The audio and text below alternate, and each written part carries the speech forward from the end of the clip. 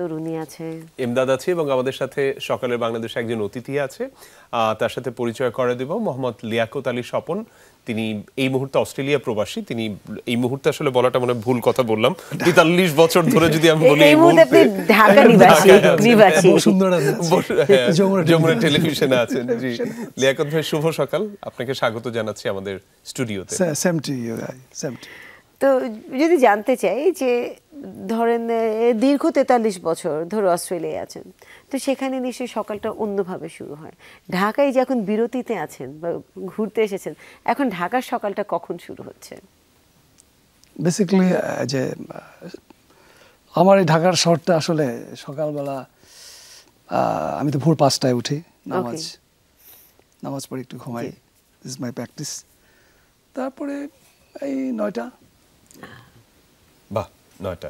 এমনি লিয়াকত ভাই, যদি আপনার পরিচয়টা, আমরা যেটা বললাম যে আপনি অস্ট্রেলিয়া এবং পাপুয়া নিউগিনিতে লম্বা সময় কাজ করেছেন, কেমন আছেন সেখানে? 43 বছর ধরে যেহেতু আছেন, নিশ্চয়ই আপনার ফ্যামিলি এবং পরের জেনারেশন ওরাও ওখানে বড় হচ্ছে, তো একটু এই জীবন বাংলাদেশে একটা সময় থেকে পরে আপনি প্রবাসী হয়ে ওখানে, আমি জানি যে ওখানে মূলধারার রাজনীতির সাথে আছেন, অনেক কিছুর সাথে জড়িত, ওই অংশটা যদি একটু কভার করেন। বেসিক্যালি আসলে পাপুয়া নিউগিনিতে আমি ছিলাম, আমার বিজনেস ছিল সেখানে। I am businessman, I got a lot of is alright. I just Papua New Guinea এবং অস্ট্রেলিয়া দুইটা দেশের ভিতরে আমার কানেকশন ছিল। পাপুয়া নিউগিনিটা আপনার মানে আমার খুব একটু প্রবলেম ছিল বিজনেসে।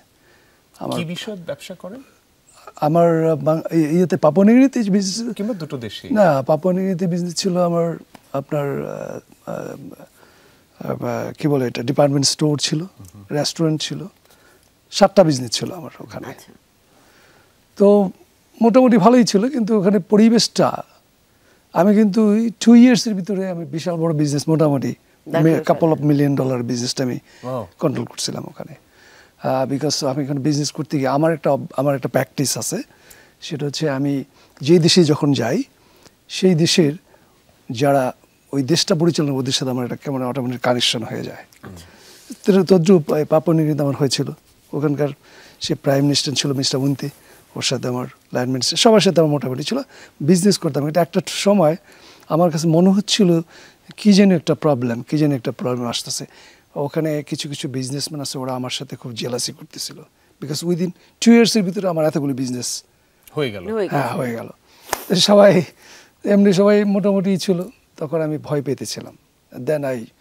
তখন আমি কি করলাম, এই অস্ট্রেলিয়াতে আমার আসা যাওয়া ছিল, আমি তখন বিজনেস ভিসায় অস্ট্রেলিয়াতে চলে যাই। পাপুয়া নিউগিনি অস্ট্রেলিয়া কি পাশাপাশি? আমি জানি না।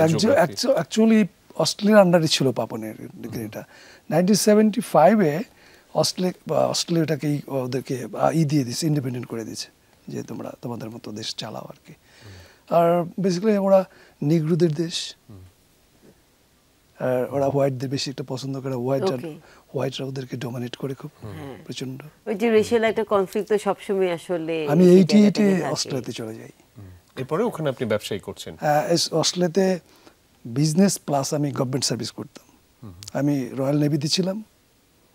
রয়্যাল নেভিতে মানে হলো আপনি নৌবাহিনীতে ছিলাম।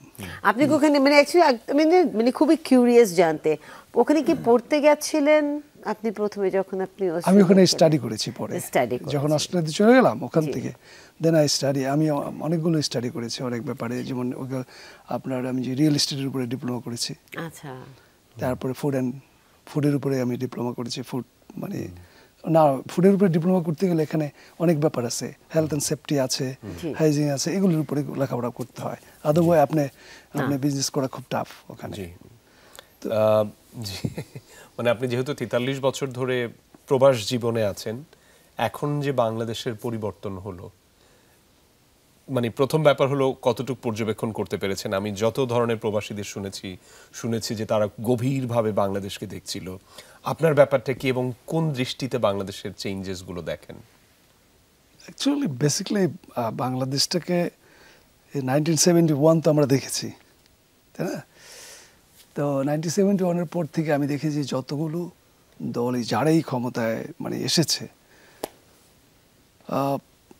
একটা সময় মানে আমি পার্টিকুলার কয়েকটা সময় দেখেছি মোটামুটি, কিন্তু আদার সময় আমার কাছে পছন্দ হয়নি। ওকে, মানে বুঝছেন, সিস্টেমগুলো পছন্দ হয়নি, আমাদের দেশের সিস্টেমগুলো। যেহেতু বাইরে থাকে, বাইরে দেখে আমাদের যে প্র্যাকটিসটা হয়েছে ওইটার সাথে মেলে না। কিন্তু আমরা মানুষ সবাই এক, doesn't matter black and white and brown colour people, human, আমরা তো সবাই হিউম্যান, তাই না? ওইটা মেলে না। তাই বাংলাদেশের ব্যাপারটা আমার কাছে যারাই ক্ষমতায় আসে, যখনই আসে, একটা জিনিস মনে হয় যে দেশটা তাদের। যে আমরা যেমন পেপারে পড়ছিলাম যে দেখা গেছে যে ৮০,০০০ কোটি টাকার দুর্নীতি বের হয়েছে আমাদের প্রাক্তন প্রাইম মিনিস্টার এবং তার ফ্যামিলির। জাস্ট ইমাজিন ৮০,০০০ কোটি টাকা, থিঙ্ক অ্যাবাউট দ্য নাম্বার। তো নিশ্চয়ই এটা তো নিশ্চয়ই অস্ট্রেলিয়াতে এইভাবে কারাপশন করাটা কি পসিবল হবে? না না না না, আমি জাস্ট জানতে চাই লিয়াকত ভাই, আপনি যেটা বললেন যে আপনার কাছে ৭১-এর পরে কখনো কখনো মনে হয়েছে মোটামুটি, কখনো পছন্দ হয় নাই। এই মোটামুটি কোন সময় মনে হয়েছে? ওয়েল, আমি যদি মোটামুটির কথা বলতে চাই তাহলে আমি একটা দলের হয়ে যেতে হয়। না ঠিক আছে, দল তো একটা রাজনৈতিক প্ল্যাটফর্মে আমাকে স্ট্যান্ড করতে হয়। আমি ৭৫ দেখেছি, ৭২, ৭৪ দুর্ভিক্ষ দেখেছি। ৭৫-এর পরে ৭৭-এ ক্ষমতার রদবদল দেখেছি। তারপরে যখন জিয়াউর রহমান সাহেব উনি রাষ্ট্রপ্রধান হলেন, তখন একটু চেঞ্জ দেখেছি দেশের ভিতরে, অনেক মোটামুটি ভালো চেঞ্জ দেখেছি। এবং তার মৃত্যুর পরে আবার ডিফারেন্ট হয়ে গেছে, একটু চেঞ্জ হয়ে গেছে, আবার ব্যাক করছে। আবার দেখলাম, তখন তো আমি বাইরেই থাকি, আমি 1981 দেশ থেকে বেরিয়ে গেছি। তো এগুলো আমি দেখেছি যে আসলে এই যে পালাবদল দেশের, পিপুল সাফারিং আমাদের, আর এই যে পালাবদল হচ্ছে, এগুলো দেখে আসলে বাইরে থাকতে থাকতে যে প্র্যাকটিসটা হয়েছে আমার কাছে মোটেই অ্যাকসেপ্টেবল মনে হয় নাই। খারাপ লাগতো যে কিরে, আমরা তো সবাই মানুষ, তো আমাদের ভিতরে এটা কেন, আর আমাদেরকে কেউ না কেউ ডোমিনেট করতে চায় কেন, এইটা কেন, আমাদের এই মন মানসিকতা কেন। পরে আমি নিজেকে নিজেরই করতাম। আমি যেটা বলতে পারি, আমার কিন্তু 2 ছেলে 2 মেয়ে। ওকে, ঠিক আছে, ব্যালেন্স আছে বাসায়। জি। তো আমার মেয়ে, আমি গ্র্যান্ডফাদার, দাদা হয়েছে, দাদা হয়েছে, না নানা হয়েছে, দাদা হয়নি এখনো। তো আমার বাচ্চারাও আমাকে অনেক সময় যখন আমি পলিটিক্যাল ভাবে এইসব নিয়ে নাড়াচাড়া করতাম, ওখানে করতাম, দেশে বলতো যে ডাইট, তুমি এখানে থাকো, বাংলাদেশকে নিয়ে এত। Why are you so bothered about that? তা আমি বলতাম যে আসলে ব্যাপারটা তো ওইটা না, ব্যাপারটা হচ্ছে মাই ব্লাড ইজ ফ্রম দেয়ার। তো এই যে আপনি যে কথাটা বললেন যে আপনি কিভাবে দেখছেন, আসলে এই গত 16-17টা বছর আমরা যে দেখেছি, খুব কষ্ট পেয়েছি, দেশে এসেও কষ্ট পেয়েছি। কেন আমার ফ্রিডম নাই, কেন আমি কথা বলতে পারবো না, কেন আমি চলতে পারবো কেন, আমি দেশে আসছি, অনেক ভয় লাগতো। মানে আমাকে কেউ কিন্তু কিছু বলে না, কিন্তু আমার নিজের কাছ থেকে, মানে কারণ আপনি যদি কোনো কিছু বলতেন তাহলে হয়তো সেটা একটা রিপারকেশনের মধ্যে আমি একটু ফেসবুকে আমি লেখালেখি করতাম, জি, আমাকে ঢাকার থেকে বলতো যে না, এত কিছু লেখার দরকার নেই, ডন এটা করেন না। এই গল্পগুলো শুনবো, কিন্তু তার আগে যেটা প্রয়োজন সেটা হচ্ছে ছোট্ট একটা বিরতি। দর্শক, এই মুহূর্তে নিচ্ছি ছোট্ট একটা বিরতির পর যখন ফেরত আসবো তখন আমরা আমাদের যিনি আজকের অতিথি, অস্ট্রেলিয়া প্রবাসী মোহাম্মদ লিয়াকত আলী স্বপন, তার সাথে আমরা আরো কথা বলবো।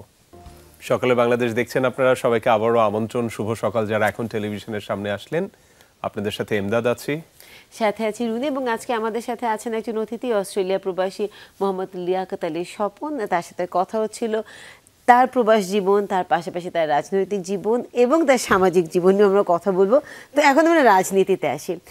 ওখানে দীর্ঘ সময় ধরে আছেন, যে কোনো কারণেই হোক না কেন মানুষের একটা পলিটিক্যাল অ্যাফিলিয়েশন থাকে, সে এবং আপনি ওখানকার ইন্টারেস্টিংলি যে লোকাল পলিটিক্স যেটা, সেটাতেও সেখানে আছেন। তো আপনার এই পথ চলায় 43 বছরে কতটা আপনি দেখতে পাচ্ছেন যে যারা এখন সেকেন্ড জেনারেশন বা থার্ড জেনারেশন অস্ট্রেলিয়ান আছে বাংলাদেশি, তারা আসলে কতটা পলিটিক্সে ইন্টারেস্টেড বা লোকাল পলিটিক্স, মানে অস্ট্রেলিয়ান পলিটিক্স মেইনস্ট্রিমে? জি জি, স্টার্ট হয়েছে এটা, আসছে তারা। আর তাছাড়া আমাদের কমিউনিটির আমরা যারা ইনভলভমেন্ট এরকম ছিল না, but me myself I started, আমি সোশ্যাল ওয়ার্কের মাধ্যমে পলিটিক্সে ইনভলভ হয়েছি। কারণ পলিটিক্সে একটা ইনভলভ হওয়ার কারণটা ছিল যে আমাদের মাইনরিটি যে কথাটা আমরা এখানে ব্যবহার করি না, সারা পৃথিবীতে কিন্তু আছে এটা। আমি মাঝে মধ্যে হাসি এই ব্যাপারগুলো নিয়ে। মাইনরিটি কিন্তু সারা পৃথিবীতে, এবং যে আমরা অস্ট্রেলিয়াতে আমরা কিন্তু মাইনরিটি। আমরা মানে কাদের কথা বলছি? ডিসপুরা কমিউনিটি গুলো, বাট যে লাইক আমি বাংলাদেশি, জি জি, মানে কেউ যদি আফ্রিকান হয় মাইনরিটি, ওখানকার যে ওখানকার অ্যাবরজিনে যে কথাটা, এবং হোয়াইট যারা আছে ওরা বলে ওরা অরিজিন অস্ট্রেলিয়ান। অ্যাকচুয়ালি অরিজিনাল হচ্ছে অস্ট্রেলিয়ান অ্যাবরজিনাল যারা ব্ল্যাক পিপল যারা। তো আর হোয়াইটরা যে দেশটা যেহেতু পরিচালনা করে ইংলিশরা, তো ওরা আমাদেরকে মাইনরিটি ভাবে। তা আমার মনে আছে 1991-এ আমি স্টার্ট করি ওখানে আপনার লেবার পার্টিতে জয়েন করি। ওকে। তো লেবার পার্টিতে কিছুদিন কাজ করার পরে আমি দেখলাম যে একটু আমার কাছে এই আনফেয়ার, মানে কেমন জানি মনে মানে হচ্ছে। আপনার আইডিওলজির সাথে হ্যাঁ, তাদের না, একটু হয়েছে। আমি কিছুদিন কাজ করার পরে আমি যেই সাবাবে ছিলাম, এটা বলে eastern Sabab, very close to the city, সেই সাবাবে আমি বসবাস করতাম, বা বাংলাদেশিরা ওখানেই থাকতো, জি, মোস্ট অফ বাংলাদেশিরা। তো আমি অ্যাসোসিয়েশনে কাজ করেছি, কমিউনিটির মধ্যে কাজ করেছি। বাংলাদেশ আমি আপনার গেম সেক্রেটারি ছিলাম, স্পোর্টস সেক্রেটারি ছিলাম, তারপরে মেম্বার ছিলাম। তো ওই সুবাদে আমি চিন্তা করতেছিলাম যে বাংলাদেশ কমিউনিটিকে কীভাবে সামনে নিয়ে আসা যায়। তো অনেকের, তা আমি ওখানকার, আমার মনে আছে লেবার পার্টির বফকার ছিল আপনার প্রিমিয়ার, আচ্ছা, নিউ সাউথ ওয়েলসের। তো যে কোনো কারণে আমি মেম্বার পরে ওর সাথে আমার ভালো একটা বন্ধুত্ব রিলেশন ডেভেলপ হয়। তারপরে আমি কিছুদিন লেবার পার্টি ওর সাথে কাজ করেছি। কাজ করার পরে আমার কাছে একটু মানে দেখলাম, পরে আমি জানতে চাইলাম লিবারাল ব্যাপারটা। তো লিবারাল ব্যাপারটা আমি দেখলাম যে একটু মোর লেবারটা একটু, আমরা বলি আর কি, আমরা বলি যারা মাইনরিটি পিপুল তারা আমরা বলি যে লেবার মানে আমাদের সাপোর্ট। লিবারটা এটা আপনার রিচ পিপুলদের জন্য, মানে ডিফারেন্ট এরকম লেবার গরিবের জন্য, আর লিবারাল হচ্ছে বড় লোকের। তা আমি চিন্তা করলাম যে আমি তো বড় লোক, অফকোর্স, তাহলে আমি কেন লেবার করবো? It is. আমি বললাম যে ভাই ঠিক আছে। পরে আমি আপনার ওই সিটি যখন চেঞ্জ করলাম, আমি আসলাম ওয়েস্টার্ন সাইডে, লাকামবাই নামটা আপনারা শুনবেন সিডনিতে, এখন খুব জনপ্রিয়, মুসলমানদের বসবাস। আমি ওখানে আসলাম, রোজল্যান্ড একটা জায়গা আছে, ওইটা সবচেয়ে ওই এরিয়াতে রিচ জায়গাটা। তো আমি ওখানে বসবাস শুরু করলাম। করার পরে আমি ওখানকার লিবারালের মেয়রে ফেল করে, এমপিতে ফেল করে, ওর সাথে ওরে বললাম। তখন আমার বিজনেস ছিল আপনার মানি এক্সচেঞ্জ, আচ্ছা, অ্যাকাউন্টিং, তারপরে আপনার আইটি, এগুলো ছিল আর কি। আমি এভাবে কাজ করতেছিলাম। আমি তখন আমি গভর্নমেন্ট সার্ভিস আমি করে দিয়েছিলাম, ছেড়ে দিয়েছিলাম। তখন আমি আবার এখানে এসে লিবারালের, আমি কিন্তু মেম্বার হই নাই, বাট আমি অ্যাক্টিভ হলাম। আচ্ছা, প্রচণ্ড অ্যাক্টিভ হয়ে মানুষকে ইনভলভ করলাম, আপনার মিটিং করলাম। এখানে আমাদের মতো জনসভা না, ওখানে আমরা এইরকম ইনসাইড, মানে বুঝছেন, প্রোগ্রাম করে এমপি যারা ওয়াইজের যারা ছিল ওই পার্টিতে, ওদেরকে ইনভাইট করলাম। ডিপুটি ছিল আপনার, আমরা যে মত বিনিময় সভা বলি। জি জি জি। তো ওগুলি করার পরে আস্তে আস্তে বাংলাদেশিরা জানতে শুরু করলো। তারপরে আমার কলিগ মাসুদ চৌধুরী, উনি কাউন্সিলর হলেন। আমার এক ছোট ভাই, ও আবার কাউন্সিলর হলো। ওখানে আমাকে অফার দিল যে তুমি mister Ali, why not you go to the state election. তো আমি বললাম যে আই এম নট রেডি। এটা কত সালের দিকের ঘটনা? এটা আপনার 2000, টাইমটা আমার নাই, 2000 মানে 10। আচ্ছা আচ্ছা, 10 এরকম। তো আমি আবার আমাদেরই এক বিজনেসম্যান, এক ভাই, সে আমাকে বললো যে তুমি যদি আমাকে একটু বলে দাও তাহলে আমি নমিনেশনটা পেয়ে যাই। বলে আমার খুব স্বপ্ন যে, ওনার খুব স্বপ্ন ছিল যে উনি মানুষকে বলতে পারবে যে স্টেট ইলেকশন করেছে। তো ঠিক আছে, আলহামদুলিল্লাহ। আমি বলছি ঠিক আছে। তাই ওই ওখানকার আপনার যে সিস্টেমটা ভিন্ন, বাংলাদেশের মতো না। ওখানকার যে লিবারেলের যে ম্যানেজার ছিলেন, জি উনি আমার খুব মাইকেল হাওয়ার্ড আমার খুব ফ্রেন্ড। তো আমি বললাম ঠিক আছে, একটা কাজ করো, আমাকে আরেক ছোট ভাই বলতেছে না, এটা আপনি নিজে দাঁড়ান, নাহলে আপনি আমাকে দেন, নাহলে দিয়ে না। তো আমি বলছি ঠিক আছে, গয়েড একে দিয়ে দাও। তো নির্বাচন হয়েছে। এখন আমাদের বাংলাদেশ কমিটিতে বিশাল বড় সব জায়গাতে আমাদের প্রায় 7 জনের মতো আপনার কাউন্সিলর আছে, বাহ এবং স্টেট ফেডারেল নির্বাচন করছে আমাদের ছেলেপেলেরা। এবং এই প্রজন্ম নতুন আমাদের পুরো অস্ট্রেলিয়ার কথা বলছেন? পুরো অস্ট্রেলিয়াতে এখন আমাদের ছেলেপেলেরা ইনভলভ হয়ে গেছে, যারা আমরা মাইগ্রেন্ট পিপল ওখানে, আর যারা বোন বোর্ডাপ তারাও স্টার্ট করেছে। এবার ইলেকশনে অনেক আমাদের যারা ওখানে বোন বোর্ডাপ ওরাও ইনভলভ মানে হয়ে গেছে। রুনিয়া যেটা বললো সেকেন্ড জেনারেশন, জি, জি। আমি জানি না তৃতীয় জেনারেশন শুরু হয়েছে কিনা। লিয়াকত ভাই, আমি আপনি কথা বললেন, যখন বললেন যে আমাদেরকে মাইনরিটি ভাবে, আমি ওর ডেটা দেখছিলাম, পুরো অস্ট্রেলিয়াতে এখন যে পপুলেশন আছে তার 30.7 ভাগ 2023 সালের ডেটা হলো অন্য দেশে জন্মগ্রহণ করা গিয়ে ওখানে সেটেল হয়েছে। আর আজকে কিন্তু হচ্ছে ইমিগ্রেন্ট অভিবাসী দিবস, ইন্টারন্যাশনাল ইমিগ্রেন্টস ডে বলা হয় আর কি। অস্ট্রেলিয়াকে আমরা খুবই ওয়েলকাম করি, বিকজ সারা পৃথিবী থেকে তারা ইমিগ্রেন্টসদেরকে ওয়েলকাম করে। আপনার কাছে আমার প্রশ্ন হলো, ধরুন খুব আলাদা আলাদা ধরনের দেশ, কিন্তু বাংলাদেশ একেবারে পুরোপুরি আমাদেরই প্রায় 100% প্রতিনিধিত্ব, আর অস্ট্রেলিয়াতে হচ্ছে প্রায় 30% এই মুহূর্তে যে পপুলেশন আছে বাইরে থেকে এসে তারা ওখানে সেটেল করা। এই দুই সমাজ ব্যবস্থার পার্থক্যটা কি চোখে দেখেন, এবং আমাদের এখানে টেক অ্যাওয়ে কিছু আছে কিনা? না, ওখানে আপনার যে কথাটা আপনি বললেন যে মাইগ্রেশন, যারা মাইগ্রেন্ট ওখানে চলে গিয়ে অনেকে অস্ট্রেলিয়াতে সেটেল হয়েছে, এখানে প্রায় আমার জানা মতে প্রায় 160 কান্ট্রিজ পিপল ওদের মাইগ্রেশন নিয়েছে।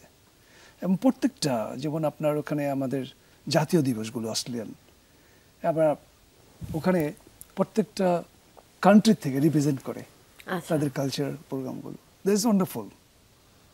এখানে কোনো কিছু নেই, এখানে আপনি বুঝতেই পারবেন না যে সাদা কালো ব্রাউনের মধ্যে কোনো ডিফারেন্স আছে, বুঝছেন? এখানে কোনোই নাই।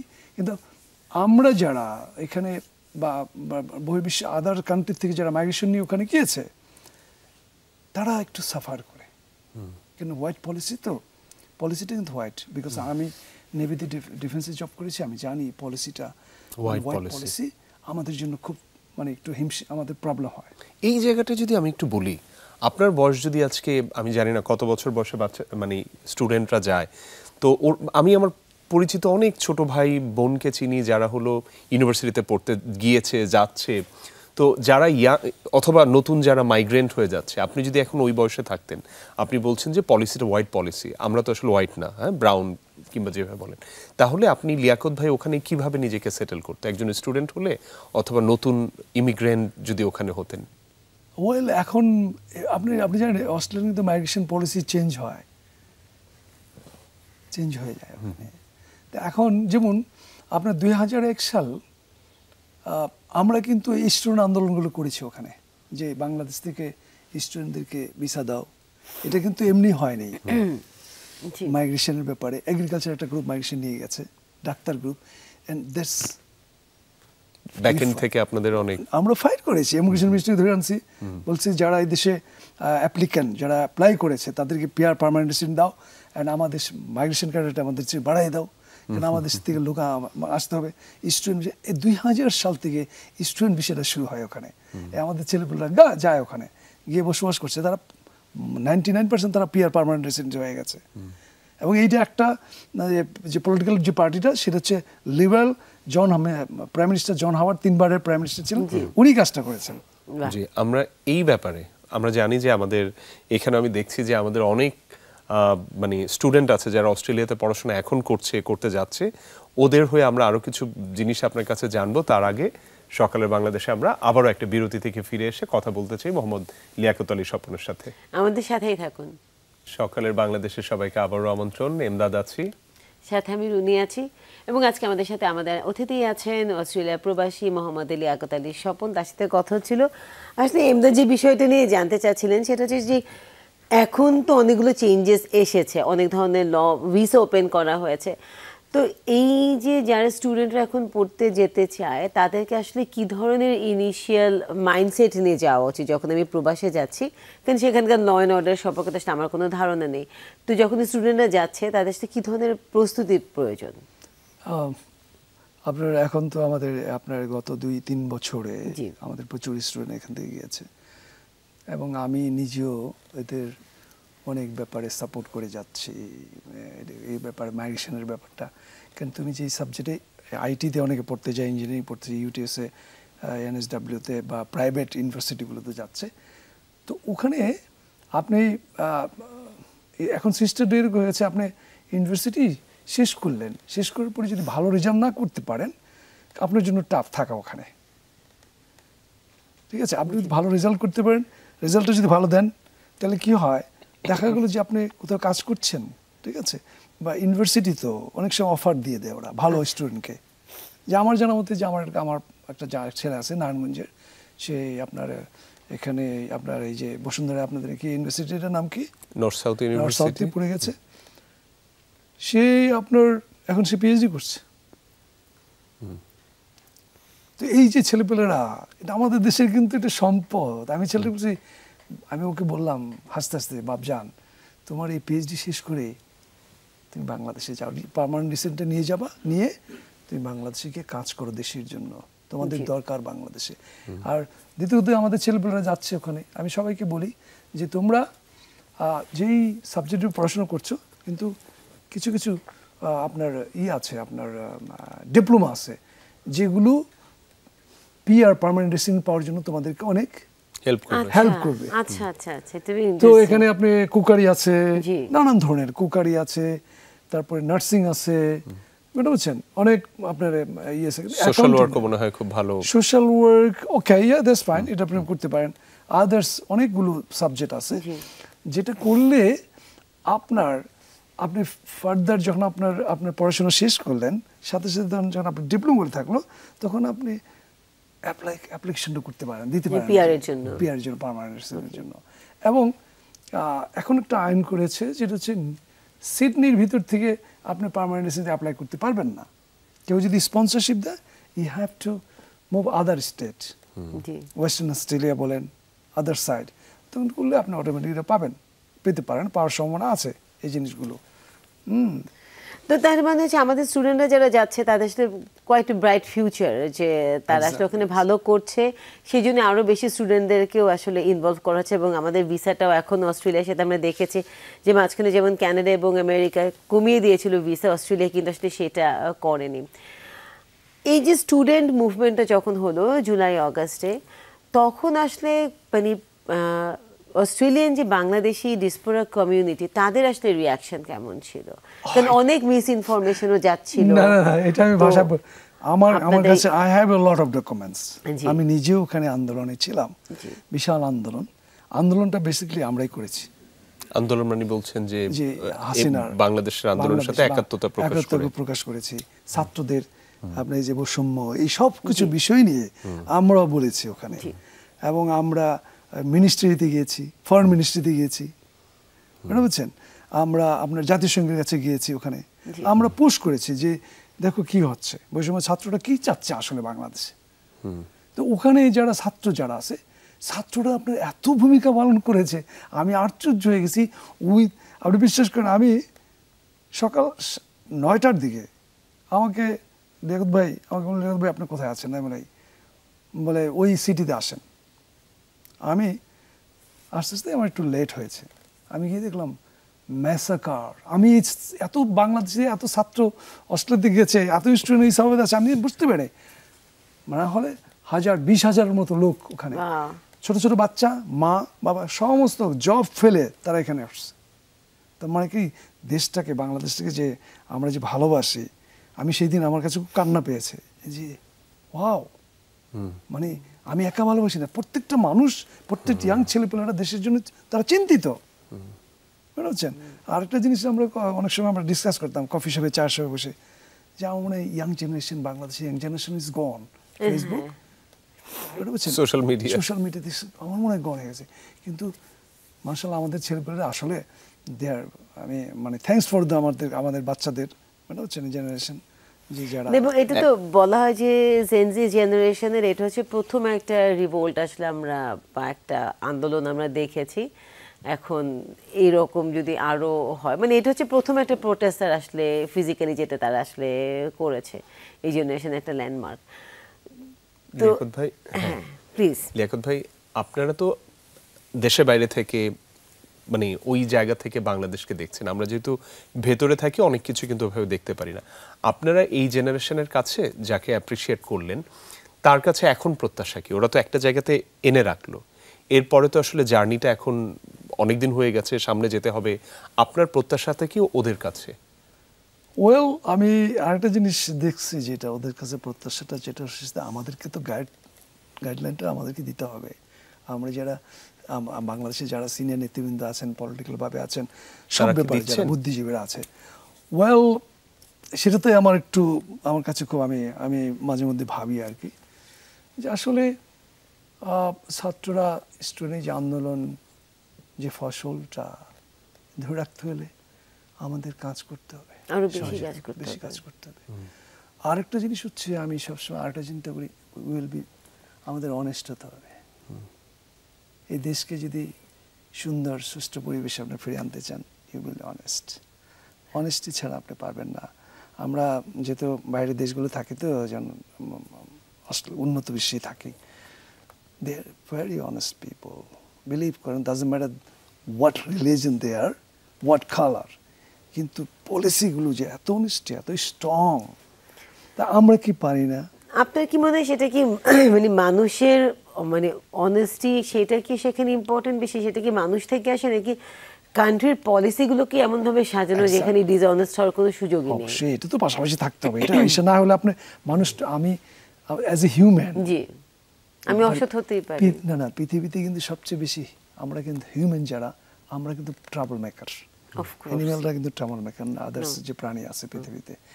তো সিস্টেমের ভিতরে আপনারা এই যে প্রশাসনের যে সিস্টেমগুলো, ল সেকশন বলেন, যে সিস্টেমটাকে যদি বেশ সুন্দর করে সাজিয়ে দেন, দেখে যায় আমরা তো বাংলাদেশি মানুষ, অস্ট্রেলিয়াতে বসবাস করি, আমরা কীভাবে ফলো করে চলছি। এই যে আমরা গাড়ি চালাচ্ছি, আমরা একটা হর্ন বাজাতে পারবো না ওখানে, ঠিক আছে? উইদাউট লাইসেন্স আপনি ড্রাইভ করতে পারবেন না। লাইসেন্স করতে গেলে আপনাকে এই পরীক্ষা দিতে হবে, পাস করতে হবে, দেন ইউ উইল ড্রাইভ করবেন। তারপরে আপনি রেড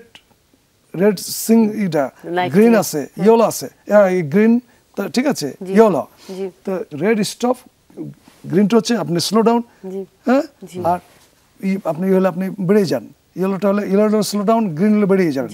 বাট আমাদের সেটা নাই, সিস্টেমটা আমার কাছে মনে হয়, এটা আমার ওপিনিয়ন। যদি আপনারা তো মিডিয়া পিপল, আরেকটা জিনিস আমি আপনাদেরকে রিকোয়েস্ট করে যাব আজকে, যেহেতু আমার ভাগ্যের প্রথম, আমি আমার জীবনের প্রথম আমাকে আপনারা ইনভাইট করেছেন, আমি এখানে এসেছি, এটা আমাদের জন্য সৌভাগ্যের ব্যাপার, প্রিভিলেজ। আমি আপনাদের কাছে একটা এই জাতি দেশের মানুষের জন্য, যে আপনারা মিডিয়ারা পারেন দেশটাকে ঠিক করতে। পৃথিবীতে রাজনীতিক ম্যান যারা আছে বলে দে আর নাথিং, আজকে আছে কালকে নাই, তো মিডিয়া হচ্ছে সবচেয়ে আরেকটা ইম্পর্টেন্ট জায়গা পৃথিবীতে, যেটা নিয়ে ভাবি আমি মাঝে মধ্যে। থ্যাংক ইউ, আপনি অনেকগুলো আসলে আমাদেরকে সুন্দর কথা বলেন এবং আসলে গাইডলাইনের মতনই কাজ করলো, যে ল অ্যান্ড অর্ডারটা আসলে ইম্পর্টেন্ট এবং সেইটাকে আসলে মেনটেন করা হচ্ছে কিনা, অ্যাকাউন্টেবিলিটি, ট্রান্সপারেন্সি আছে কিনা, যদি সেটা এনশিওর থাকে তাহলে কান্ট্রি অবশ্যই আমাদের এখানে স্ট্যাটাস ডেভেলপ করবে, আমরাও কখন উন্নত বিশ্বের মানে আপনি যে সেকশনের কথা বললেন, যে বৈষম্য ছাত্র আন্দোলন হলো, জি জি, রিয়েলি আমার অধিকারটা আমি চেয়েছি, আমি তো অন্যায় করিনি। True, very simple. যে আপনি ক্ষমতায় আছেন, আপনি ভাই দিলেই তো হয়, এত বৈষম্য এমন কেন হয়, প্রবলেমটা কোথায়? না, আমরা চাই ওই প্রবলেমের জায়গায় কিন্তু একটা সমাধানের জায়গাতে আসি। লিয়াকত ভাই, আমি যে শুধু একটা কথা বলি, যেহেতু অনেক বাংলাদেশের স্টুডেন্টরা এখন অস্ট্রেলিয়াতে পড়ছে, তাদের লিয়াকত ভাই যেটা বললেন যে বিষয়ে পড়ছে আসলে রেজাল্ট ভালো করতে হবে। আমি যদি একটা ব্যাপার বলি, আমার দেশের অংশটা বাদে যারা যেখানে আছেন অনেক খরচ করে ফ্যামিলি তাদেরকে পাঠিয়েছে, রেজাল্ট ভালো করলে আসলে ওখানে মেইন স্ট্রিমের সাথে পুরোপুরি মিশে যেতে হবে। লিয়াকত আলী স্বপন, আপনাকে অনেক ধন্যবাদ স্টুডিওতে এসে আপনি আমাদের সময় দিয়েছেন। আপনাদেরকে ধন্যবাদ। অবশ্যই। তো আমরা প্রত্যেকটা মানুষই কিন্তু এক একটা বাংলাদেশের পতাকা, বিশ্বে যেই প্রান্তেই থাকি না কেন, মাথায় রাখতে হবে যে পতাকাটা কিন্তু আসলে আমি ধারণ করছি, বহন করছি এবং মনের ভেতর লালন করছি। এবং এই পতাকাটা যেহেতু আমি নিজেই একটা পতাকা, তো এই রকম অ্যাম্বাসেডর আমরা যখন যেখানে থাকি আমি যেন আমার দেশের অ্যাম্বাসেডর হতে পারি সে প্রত্যাশায় শেষ করছি। সবার আজকের দিনটি অনেক সুন্দর হোক। শুভ সকাল।